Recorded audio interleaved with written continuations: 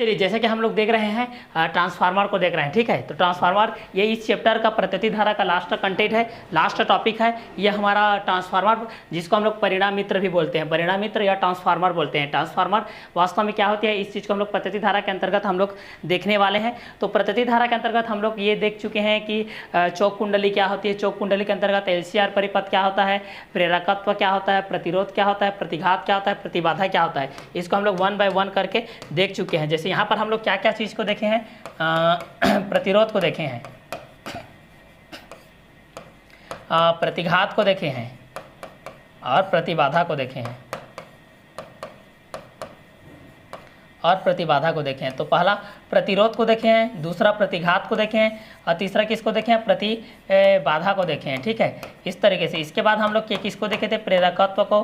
प्रेरकत्व जो होती है आपकी धारिता जो होती है, जो आपकी चौक कुंडली होती है, जो आपकी चौक कुंडली होती है, ठीक है, इस चीज़ को देखे थे। तो यहाँ पर हम लोग देख रहे हैं ट्रांसफार्मर को देख रहे हैं, ट्रांसफार्मर आपको किस तरीके से होता है। तो चलिए हम इस चीज़ को स्टार्ट करते हैं। परिणाम मित्र या ट्रांसफार्मर, ट्रांसफार्मर परिणाम मित्र या ट्रांसफार्मर वास्तव में होती क्या है, यह ऐसा यंत्र है जो प्रतिवर्ती वोल्टेज को, यह एक ऐसा यंत्र है जो प्रतिवर्ती वोल्टेज को, ठीक है, आपका जो ट्रांसफार्मर होता है, आपका क्या है, जो ट्रांसफार्मर जो होता है, आपका जो ट्रांसफार्मर होता है, ठीक है, आपका जो ट्रांसफार्मर है भाई, ये ट्रांसफार्मर एक ऐसा यंत्र है, यह एक ऐसा यंत्र है जो प्रतिवर्ती वोल्टेज को बिना विद्युत ऊर्जा नष्ट किए, जो प्रतिवर्ती वोल्टेज को बिना विद्युत ऊर्जा नष्ट किए परिवर्तित कर देता है। क्या कर देता है, परिवर्तित कर देता है, अर्थात बढ़ा देता है या घटा देता है। ये फिक्स नहीं है कि भाई कि वो बढ़ाता भी है कि घटाता भी है, ये तो घटा भी सकता है या तो फिर क्या कर सकता है, या तो उसको बढ़ा भी सकता है। तो यहाँ पर आप लोग ये ऐसा लिख सकते हो कि यह ऐसा यंत्र है ट्रांसफार्मर, यहाँ पर लिख सकते हो, क्या लिख सकते हो, ट्रांसफार्मर। ट्रांसफार्मर, ट्रांसफार्मर एक ऐसा यंत्र है, ट्रांसफार्मर एक ऐसा यंत्र है, ट्रांसफार्मर एक ऐसा यंत्र है जो प्रत्यावर्ती वोल्टेज को, जो प्रत्यावर्ती वोल्टेज को, जो प्रत्यावर्ती वोल्टेज को, जो प्रत्यावर्ती वोल्टेज को बिना विद्युत ऊर्जा नष्ट किए, बिना विद्युत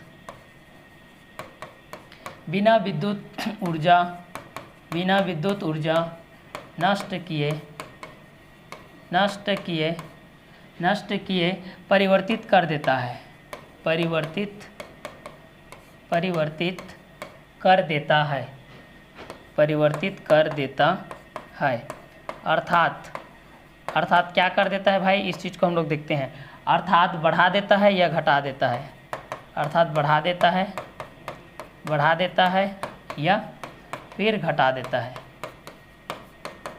या फिर घटा देता है। क्लियर। तो इस चीज़ को हम लोग देखते हैं, परिणाम मित्र इसको भी बोलते हैं, परिणाम मित्र या ट्रांसफार्मर बोलते हैं। तो यह एक ऐसा यंत्र होता है जो प्रतिवर्ती वोल्टेज को बिना विद्युत ऊर्जा नष्ट किए परिवर्तित कर देता है, अर्थात बढ़ा देता है या फिर क्या कर देता है, घटा देता है, ठीक है। ये दो प्रकार के होते हैं ट्रांसफार्मर दो प्रकार के होते हैं, ट्रांसफार्मर दो प्रकार के होते हैं, ट्रांसफार्मर दो प्रकार के होते हैं, ठीक है। ट्रांसफार्मर कितने प्रकार के होते हैं, दो प्रकार के होते हैं। क्लियर। तो पहला जो ट्रांसफार्मर होता है वो अपचाई ट्रांसफार्मर होता है, पहला जो होता है वो अपचाई ट्रांसफार्मर होता है, पहला हम लोग देखने वाले हैं अपचाई ट्रांसफार्मर को, और जो दूसरा होता है वो उच्चाई ट्रांसफार्मर होता है। तो पहला क्या होता है भाई, अपचाई ट्रांसफार्मर। तो इस चीज़ को हम लोग देखते हैं, पहला जो आपका होता है अपचाई ट्रांसफार्मर होता है, दूसरा जो होता है उच्चाई ट्रांसफार्मर होता है। तो यह ट्रांसफार्मर प्रतिवर्ती वोल्टेज को घटा देता है, यह ट्रांसफार्मर प्रतिवर्ती वोल्टेज को घटा देता है।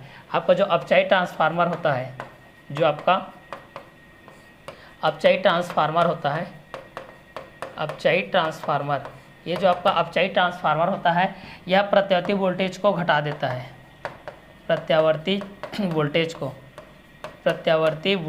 घटा देता है, प्रत्यावर्ती वोल्टेज को घटा देता है, ठीक है। दूसरा क्या होता है आपका उच्चाई ट्रांसफार्मर, दूसरा जो होता है आपका उच्चाई ट्रांसफार्मर होता है, दूसरा जो होता है आप लोगों का वो होता है उच्चाई ट्रांसफार्मर। ऊंचाई ट्रांसफार्मर क्या होता है, इस चीज़ को हम लोग देखते हैं भाई। तो दूसरा जो होता है वो आपका होता है ऊंचाई ट्रांसफार्मर होता है। यह ट्रांसफार्मर प्रत्येक वोल्टेज को क्या करता है, बढ़ा देता है। यह ट्रांसफार्मर प्रत्येक वोल्टेज को क्या करता है, बढ़ा देता है। तो यहाँ पर लिखोगे यह ट्रांसफार्मर प्रत्यावर्ती वोल्टेज को, यह ट्रांसफार्मर प्रत्यावर्ती वोल्टेज को, यह ट्रांसफार्मर प्रत्यावर्ती वोल्टेज को बढ़ा देता है, ठीक है। तो यहाँ पर ट्रांसफार्मर आपका दो प्रकार के होते हैं। ट्रांसफार्मर एक ऐसा यंत्र है जो प्रत्येक वोल्टेज को बिना विद्युत ऊर्जा नष्ट किए परिवर्तित कर देता है, अर्थात बढ़ा देता है या घटा देता है। तो ट्रांसफार्मर दो प्रकार के होते हैं, पहला अपचाई ट्रांसफार्मर होता है, दूसरा उच्चाई ट्रांसफार्मर होता है। अपचाई ट्रांसफार्मर क्या होता है, अपचाई ट्रांसफार्मर यह ट्रांसफार्मर प्रत्येक वोल्टेज को घटा देता है। दूसरा होता है उच्चाई ट्रांसफार्मर, यह ट्रांसफार्मर प्रत्येक वोल्टेज को बढ़ा देता है। तो कौन सा ट्रांसफार्मर आपको प्रत्येक वोल्टेज को बढ़ा देता है, तो उच्चाई ट्रांसफार्मर मतलब उच्च क्वालिटी है, मतलब बढ़ा देता है। अपचाई ट्रांसफार्मर मतलब अपचयन होना मतलब कम, ठीक है। तो यह ट्रांसफार्मर प्रत्येक वोल्टेज को घटा देता है, ठीक है। अब यहाँ पर आगे देखते हैं इस चीज को, जिस कुंडली के सिरों पर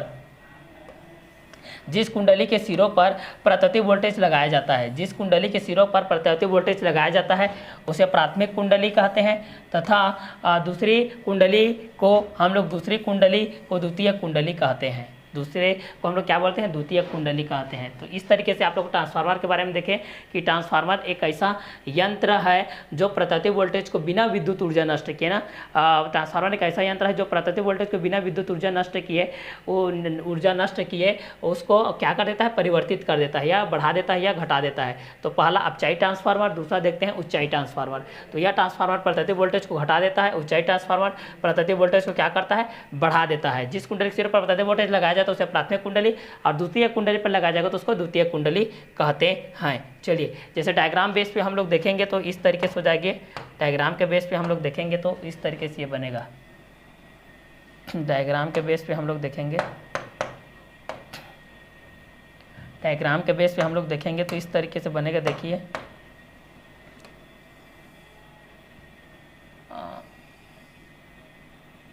ये इस तरीके से है।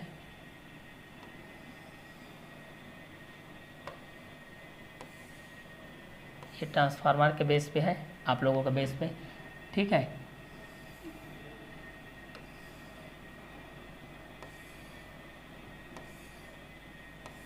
मैं इस तरीके से इसको बना दे रहा हूँ, ठीक है। इस तरीके से रहेगा आपका।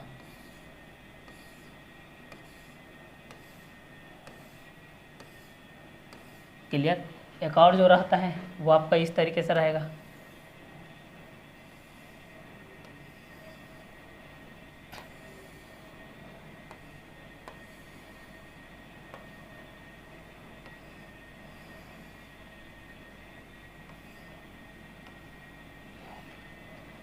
क्रोड है आप लोगों का पटली, इस तरीके से रहेगा ये, ठीक है। यहाँ पर आप लोगों का ये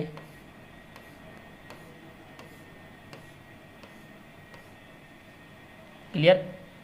तो इस तरीके से हम लोग देखते हैं ट्रांसफार्मर के लिए अपचाई हो गया, उच्चाई हो गया, ठीक है।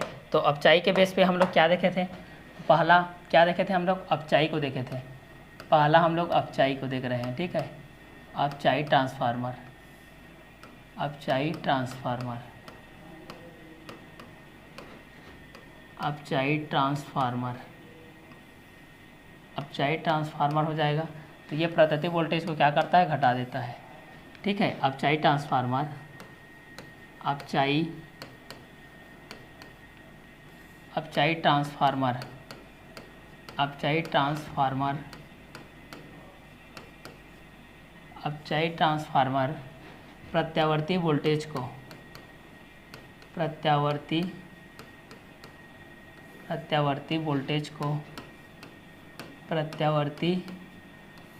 वोल्टेज को घटा देता है, प्रत्यावर्ती वोल्टेज को घटा देता है, ठीक है।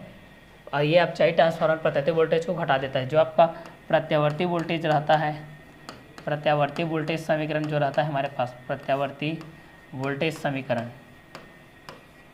प्रत्यावर्ती वोल्टेज समीकरण, प्रत्यावर्ती वोल्टेज समीकरण हमारे पास होता है, क्या होता है भाई, हमारे पास होता है v इक्वल टू क्या होता है V0 साइन ओमेगा टी। ये होता है हमारे पास प्रत्येक वोल्टेज समीकरण, जिसके अंतर्गत हम लोग ये चीज़ देखते हैं कि जो आपका I भी होता है I इक्वल टू I0 क्या होता है साइन ओमेगा टी। ये होता है धारा के बेस पे देखते हैं तो ये चीज़ होता है। तो इसमें ये चीज़ को बता रहा है कि जो आपका ये ट्रांसफार्मर होता है दो प्रकार के होते हैं, अपचाई ट्रांसफार्मर होता है और उच्चाई ट्रांसफार्मर। तो अपचाई ट्रांसफार्मर प्रत्येक वोल्टेज को घटा देता है। प्रत्येक वोल्टेज समीकरण आपका होता है V equal to V0 sine omega T, I equal to I0 sine omega T. ये आपका अपचाई ट्रांसफार्मर हो गया। और उच्चाई ट्रांसफार्मर के बारे में बता रहा हूँ मैं यहाँ पर। देखिए उच्चाई ट्रांसफार्मर की बात करेंगे हम लोग। अगला है आपके पास उच्चाई ट्रांसफार्मर। उच्चाई ट्रांसफार्मर ये होता है आपका उच्चाई ट्रांसफार्मर। उच्चाई ट्रांसफार्मर के लिए देखते हैं तो उच्चाई ट्रांसफार्मर उच्चाई ट्रांसफार्मर उच्चाई ट्रांसफार्मर उच्चाई ट्रांसफार्मर उच्चाई ट्रांसफार्मर प्रत्येक वोल्टेज को प्रत्यावर्ती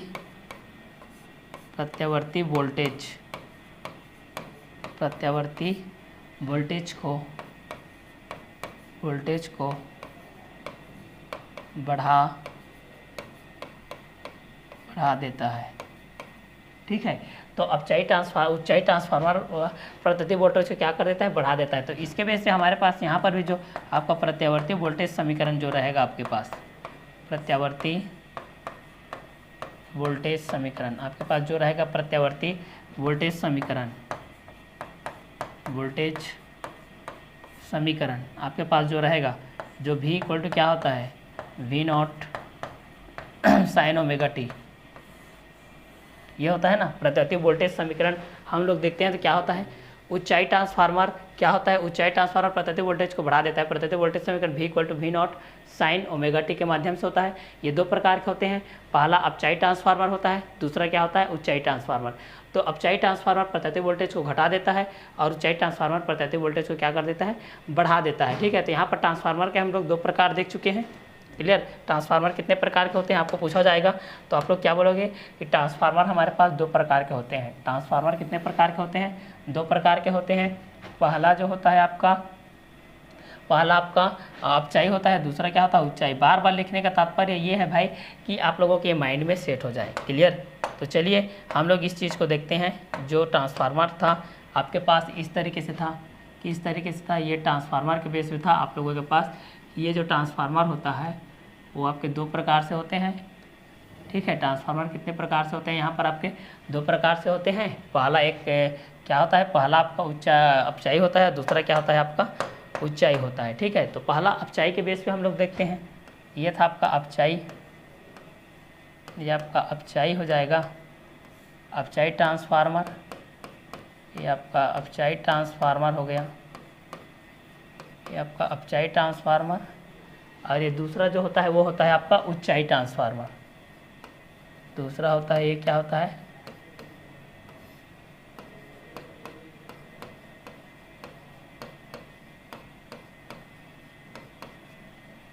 उच्चाई ट्रांसफार्मर। पहला जो होता है अपचाई ट्रांसफार्मर, दूसरा जो होता है वो आपका उच्चाई ट्रांसफार्मर होता है। यहाँ पर मैं लिख दे रहा हूँ ट्रांसफार्मर।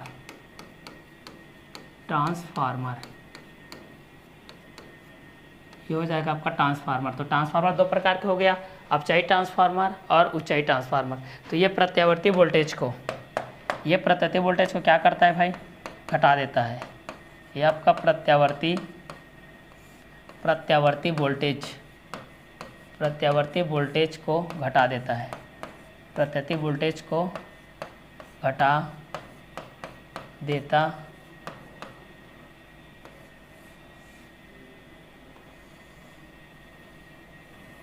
ये प्रत्येक वोल्टेज को घटा देता है। और ये प्रत्यावर्ती, ये आपका जो होता है ये आपका प्रत्यावर्ती वोल्टेज को बढ़ा देता है। प्रत्यावर्ती वोल्टेज प्रत्येक वोल्टेज को बढ़ा देता है, ये आपका प्रत्येक वोल्टेज को बढ़ा देता है। क्लियर, तो ये दोनों थे इसके प्रकार के बेस पे, ठीक है। आगे देखते हैं इसकी बनावट। ट्रांसफार्मर के मुख्य 3 भाग होते हैं। ट्रांसफार्मर के हमारे पास मुख्यतः 3 भाग होते हैं।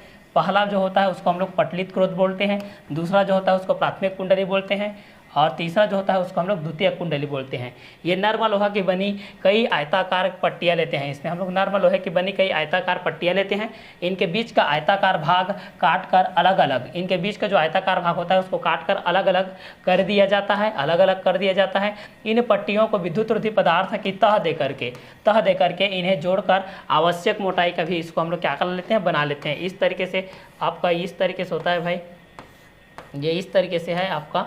तो इसको हम लोग जो मोटाई का ये रहता है, ये वाला क्रोट के रूप में रहता है आप लोगों के पास, ठीक है। इस तरीके से यहाँ पर भी आप लोगों के क्रोट के पास ये रहता है, ठीक है। इसी के बेस पे इस चीज़ को बोल रहा है। तो ट्रांसफार्मर के मुख्यतः 3 भाग होते हैं। पहला जो होता है वो आपका पटलित क्रोड होता है, पटलित क्रोड। पहला जो होता है आपका पटलित क्रोड होता है। दूसरा जो होता है आपका प्राथमिक कुंडली होता है, प्राथमिक कुंडली होता है। यहाँ पर जो लगा रहता है आपके पास ये आपका प्राथमिक कुंडली, और यहाँ पर जो रहता है वो उसको द्वितीयक कुंडली बोलते हैं, ठीक है। तो पहला पटलित क्रोड, दूसरा प्राथमिक कुंडली, और जो तीसरा होता है वो होता है आप लोगों का द्वितीयक कुंडली।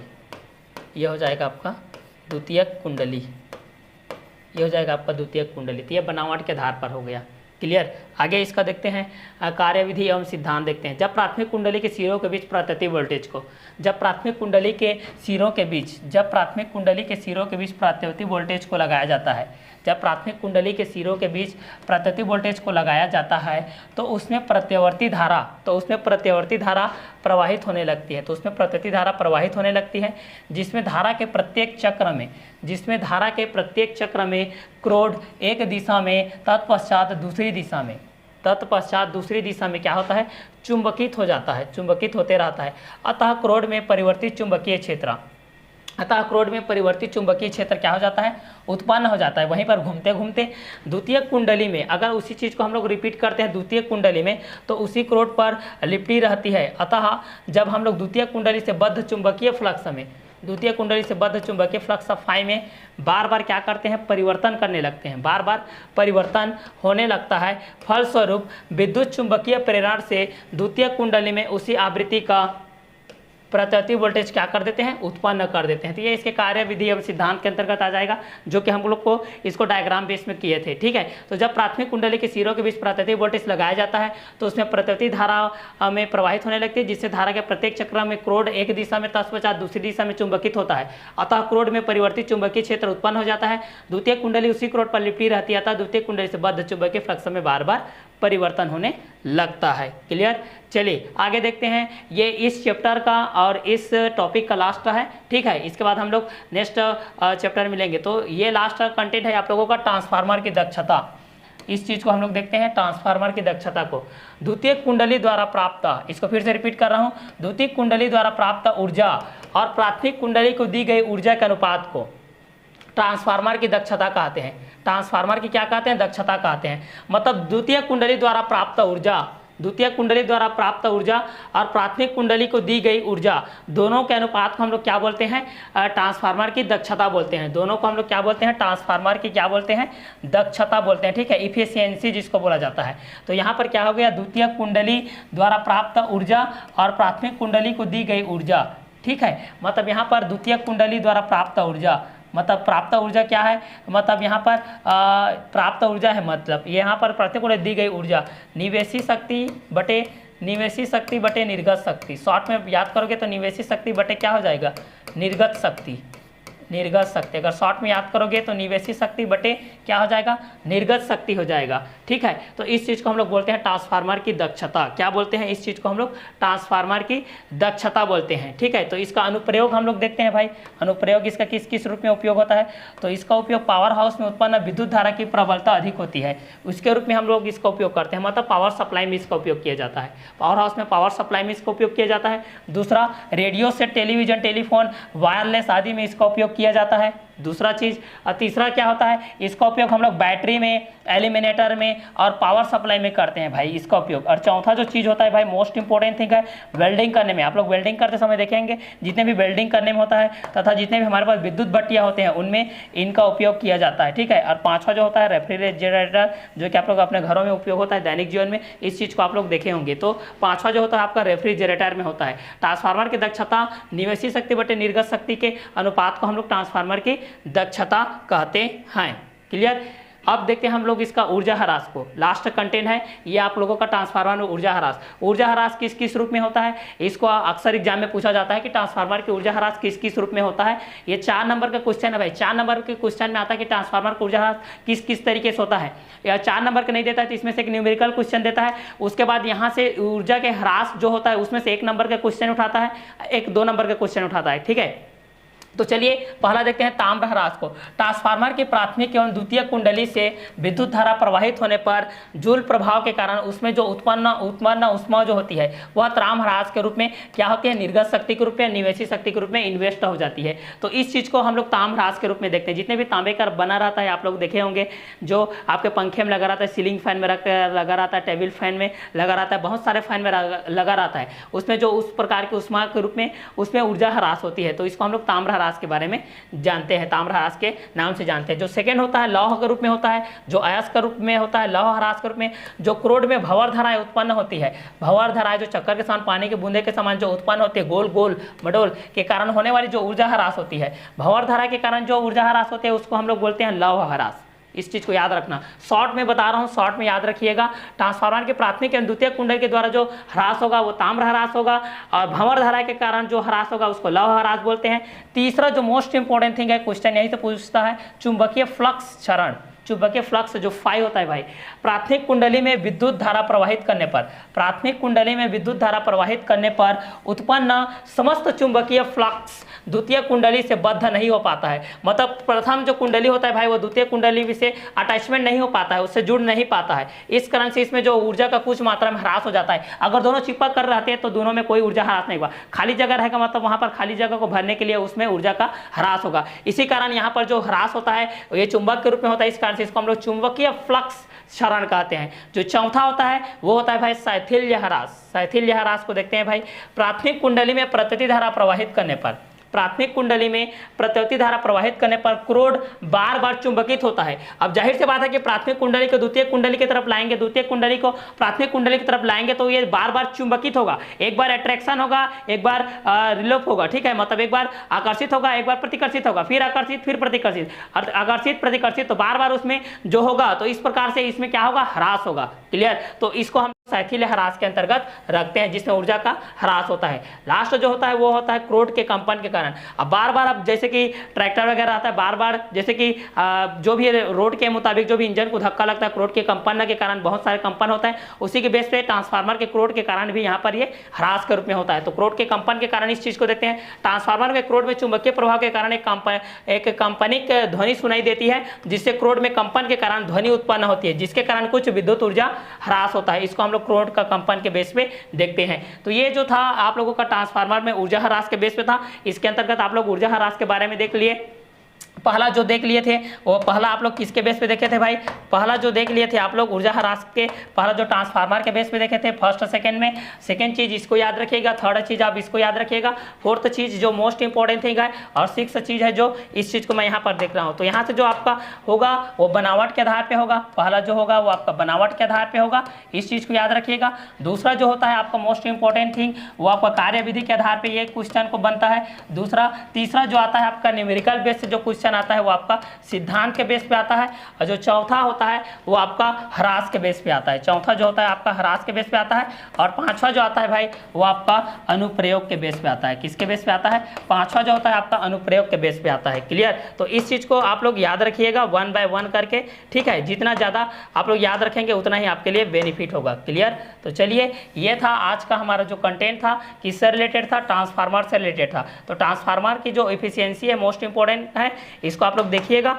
इसके बाद क्वेश्चन जो आता है भाई यहीं से आता है, आप लोगों का जो क्वेश्चन आता है आप लोगों का इसी के बेस पे आता है ट्रांसफार्मर में। क्लियर, तो यहाँ से देखिएगा आप लोग ट्रांसफार्मर के बारे में। क्लियर, तो ट्रांसफार्मर में इतना ही था। इसमें ये आप लोगों का चैप्टर का लास्ट कंटेंट था, जिसमें बनावट था, कार्यविधि था, सिद्धांत था, ह्रास था और अनुप्रयोग था। तो चलिए आज के क्लास को हम लोग यही वर्क करते हैं। नेक्स्ट वीडियो लेक्चर हम लोग चैप्टर नंबर 8 विद्युत चुंबकीय तरंगे के साथ मिलेंगे। उसमें देखेंगे कि विद्युत चुंबकीय तरंगे क्या होता है, मैक्सवेल समीकरण क्या होता है, मैक्सवेल ने किस किस नियम का प्रतिपादन किया था, उसके अनुसार जितने भी विद्युत चुंबकीय तरंगे होते हैं वो अनुप्रस्थ तरंगे होते हैं कि अनुदैर्ध्य तरंगे होते हैं, जहां पर सघन माध्यम क्या होता है, विरल माध्यम क्या होता है, दोनों एक दूसरे को किस तरीके से आकर्षित करते हैं, प्रतिकर्षित करते हैं, इसके बारे में हम लोग नेक्स्ट वीडियो लेक्चर में जानेंगे। तो आज के क्लास को हम लोग यही वर्क करते हैं। नेक्स्ट वीडियो लेक्चर में हम लोग मिलते हैं नेक्स्ट डे के साथ। तब तक के लिए अलविदा, okay bye, have a nice day.